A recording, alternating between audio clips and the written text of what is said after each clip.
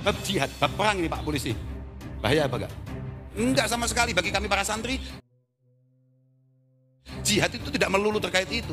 Jihad ini adalah merupakan fardu kifayah. Dan kalian semua para santri harus tahu, saya akan mencoba untuk kemudian mengantisipasi, meminimalisir, bahkan meniadaan hal-hal yang merugikan bagi kita semua. Jadi kalau santri tulen Pak, sudahlah. Jangan betul perlu ngecek bagaimana apa. Jangan kan intel Pak. Tapi wala yabqa ma'adulmi. Tapi jangan harap ada sebuah negara bisa bertahan kalau kemudian kezaliman dibiarkan di sana. Nah, itu Pak. Oh itu Pak. Jadi tidak perlu khawatir dengan pondok pesantren. Kalau Pak, mohon maaf Pak Jenderal. Jenderal kan jenderal gitu. Tidak mungkin bisa panjenengan temukan ada santri ngalim kemudian radikal.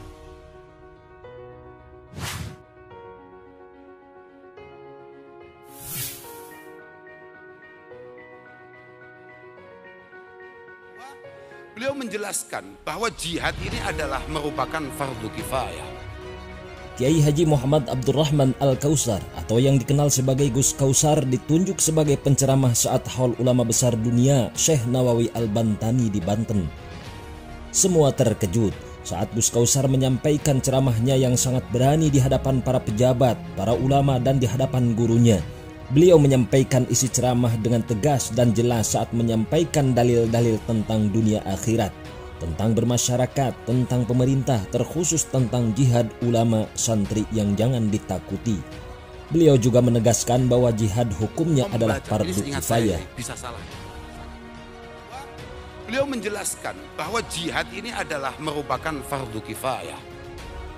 Sebelumnya, perlu diketahui pada haul ke-131 Grup Bangsa Sayyid Ulama Al-Hijaz tersebut dihadiri antara lain pejabat Gubernur Banten Al-Muktabar, Inspektur Jenderal Polisi, para ulama dan kiai di Banten, serta sejumlah pejabat dan undangan lainnya. Terkhusus ceramah Gus Kausar dihadiri zuriyah Syekh Nawawi Al-Bantani, yakni Wakil Presiden Kiai Haji Ma'ruf Amin. Pada saat itu, Gus Kausar membuat yang hadir terkesima, tak terkecuali. Pasalnya, Gus Kausar menyinggung soal hukum jihad. Tak cuma itu, yang paling mengejutkan, Gus Kausar mengatakan kepada Jenderal Polisi yang menghadiri acara tersebut, bahkan menanyakan langsung kepada Jenderal Polisi yang hadir saat itu, dan menegaskan bahwa penjabat, pemerintah, aparat jangan takut jihad yang diserukan yang dilakukan oleh para ulama, santri dan pesantren. Karena jihad para ulama, santri dan pondok pesantren tidak radikal, yakni jihad mereka jangan diartikan radikal. Jihad, bab perang ini Pak Polisi. Bahaya apa enggak? Enggak sama sekali bagi kami para santri, jihad itu tidak melulu terkait itu. Mohon maaf Pak Jenderal. Jenderal kan jenderal nggih? Nggih. Kita kan enggak jenderal. Santri niku Pak. Santri itu Pak. Kalau memang benar-benar santri dan ngalim loh ya. Syaratnya ngalim loh ya. Enggak mungkin bisa panjenengan temukan ada santri ngalim kemudian radikal Pak. Bahkan Gus Kausar menyatakan dirinya akan mengantisipasinya, meminimalisir, bahkan akan meniadakan semua yang merugikan semua, baik untuk umat Islam maupun non-Muslim. Itu artinya itulah yang saya tangkap dengan dawuh-dawuh. Coba bayangkan, tahu-tahu beliau, saya kesini adik-adik sekalian di hadapan para santri di pelosok ini. Saya ini mau mengamalkan apa yang ada dalam kitab kita semua, Fathul Mu'in, Daf'i Dharari Ma'sumin, Mim Muslimin wa Mu'ahidin wa Musta'minin Jai'in. Saya akan mencoba untuk kemudian mengantisipasi, meminimalisir, bahkan meniadaan hal-hal yang merugikan bagi kita semua. Entah itu kita orang Islam ataupun yang lain sesama anak bangsa. Nah, itu cita-cita beliau kala itu. Dan itu adalah pamitan beliau kepada kami para santri di Al-Falah Pelosok. Dikenal sebagai pendakwah yang selalu tampil dengan semangat membara. Beliau menyampaikannya dengan bahasa yang sederhana sehingga mudah dipahami oleh masyarakat awam. Lalu siapakah Gus Kausar? Beliau memiliki nama asli Muhammad Abdurrahman Al-Kausar. Beliau merupakan anak laki-laki dari Kiai Haji Nurul Huda Zazuli, lahir dan besar di Pondok Pesantren Al-Falah Pelosok, Mojo Kediri.